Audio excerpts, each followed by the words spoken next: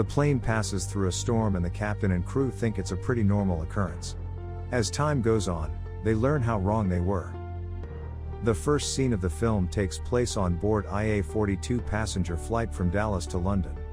In his briefing on the flight's circumstances, Captain William Strong indicates that they should arrive at their destination in roughly 7 hours. Additionally, he claims that the weather is ideal and that no obstacles should stand in their way. Captain Strong's co-pilot Daniel Prentice, with whom he has flown on numerous occasions, is present. The two are conversing when a bizarre occurrence suddenly takes place.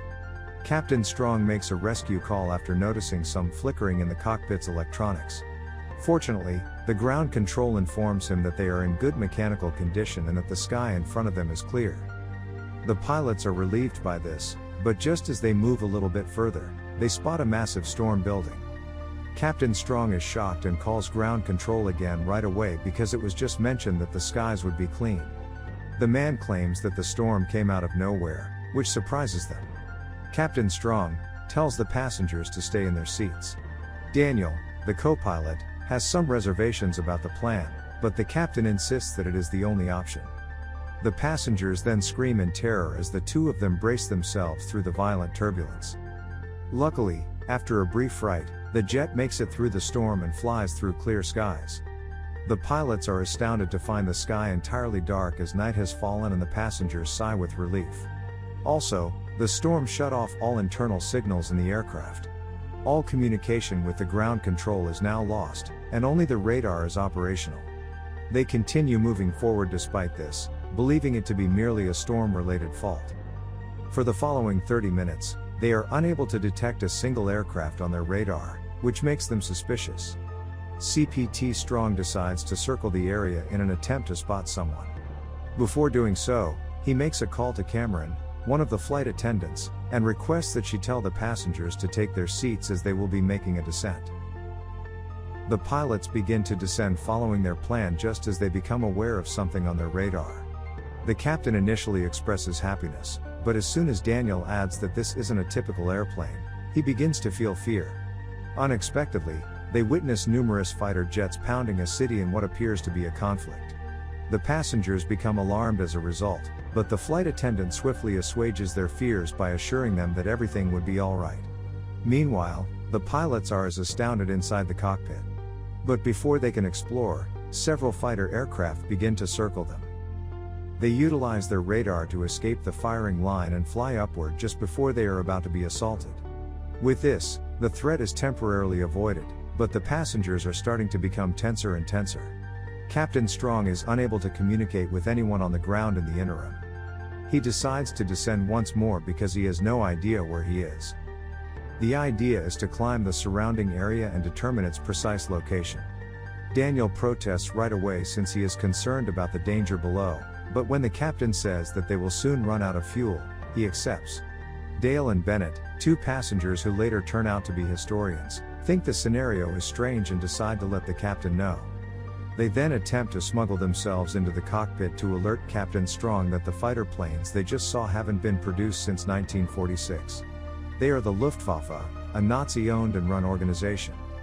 When the captain hears this, he becomes furious and orders Cameron to lead the crew out of the cockpit, but Bennett keeps stating that they have miraculously returned to 1940, in the middle of World War II. Captain Strong grudgingly grants the historians 30 seconds to present their case after learning that the location has also lost all signals. The men then explain that there weren't many radio towers on the Western Allied front in 1940, which is why the plane isn't picking up any signals.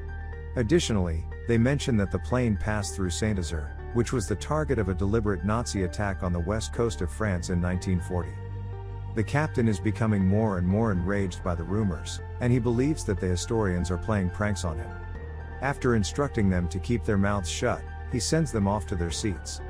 The pilots descend the plane once more in the following scene to locate any video signals.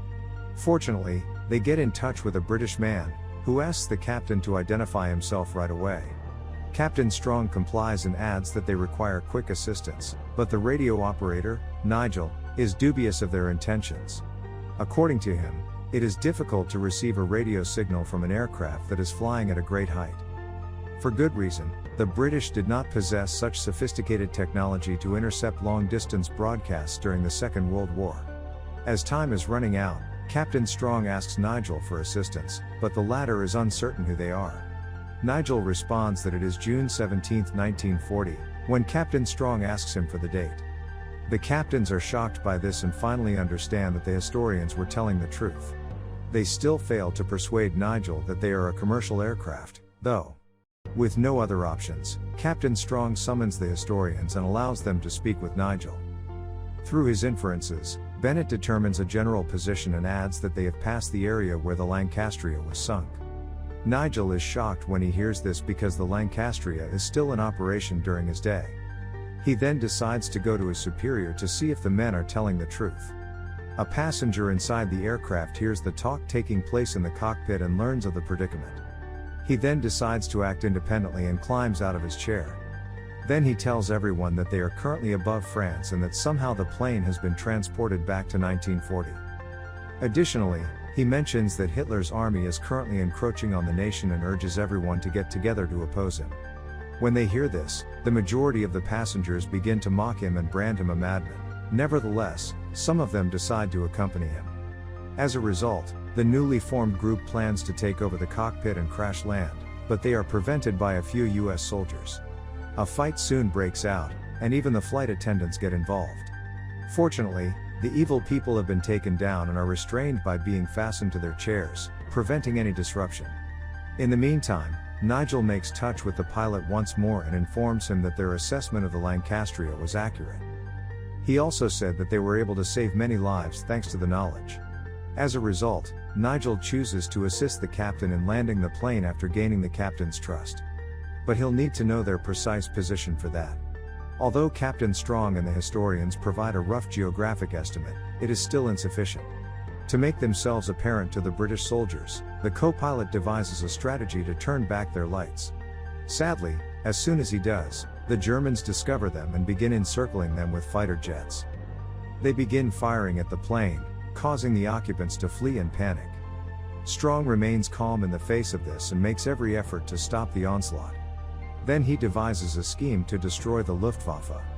He drops the plane at an extremely sharp angle on the count of 3, and just before it is going to hit the earth, he picks it back up. The Germans attempt to follow it, but because their planes aren't sophisticated, they are unable to ascend and crash to the ground. During the raid, Daniel has been shot, and the aircraft was reeling from multiple internal holes. Daniel receives first aid from Cameron as he swiftly plugs the holes. Captain Strong then decides to confront the terrified passengers. He motions for one of the flight attendants to take the wheel before leaving. There, he describes the entire scenario and adds that they are doing everything possible to land the jet. The plane's landing gear was damaged during the most recent attack, so they will need some volunteers to repair it. The trio quickly descends to the aircraft's tail area and begins their investigation. Being an engineer, Teresa recognizes the issue right away and begins to resolve it. She eventually succeeds, but there is still one more difficulty: the landing gear is jammed with something. Therefore, someone will need to descend there and remove the thing to fix it. Captain Strong quickly resolves to sacrifice his life because he is a brave guy, but Hector insists that he will do it because the captain is more important. Then, slowly making his way to the landing gear, he fixes the issue with a hammer. Later, Captain Strong returns to the control panel and descends once more to make contact with Nigel. He then states that they need assistance right away because the aircraft only has 80 minutes of fuel left. 2 German planes suddenly attack the plane as they are conversing. They even launch rockets this time, which cause the plane's glass to shatter. The passengers were all in a state of shock.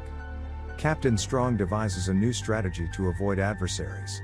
He tracks the adversaries using the radar, which is his only piece of equipment. The Germans are then cunningly tricked by him, causing them to collide and save everyone's lives. Daniel realizes that they cannot continue to descend because doing so would give the Germans information about where they are.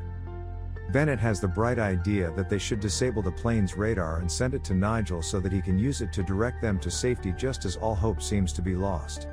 Despite their reservations about the strategy, the captains must concur. They then re-establish contact with Nigel and explain their strategy to him. Nigel agrees to assist despite being shocked that they are prepared to abandon their strongest defense. At that point, the pilots decide to turn over the radar at a specified place and begin preparing for it. In an attempt to discover something beneficial that will soften the landing, the flight attendants begin randomly rummaging through the luggage. Just thereafter, a senior citizen presents them with several toy parachutes that he purportedly selected for his grandchildren. Then the drop-related preparations start.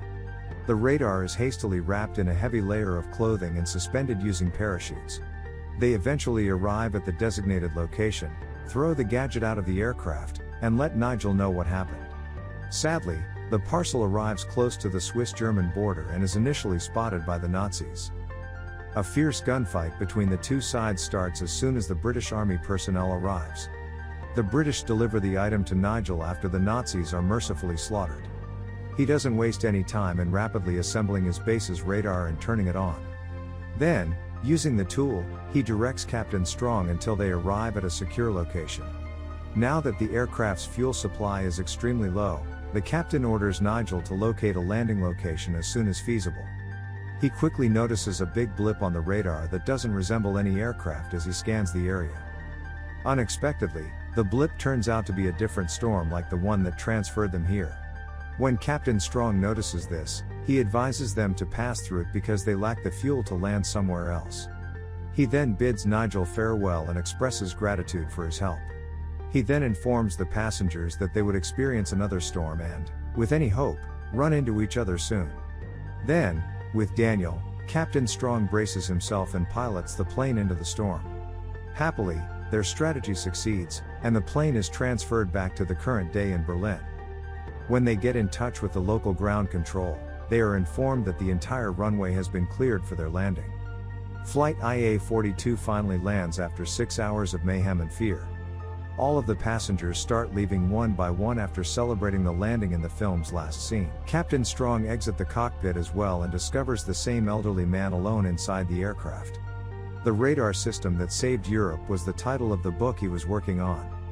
The old man is discovered to be none other than Nigel as the film comes to a close.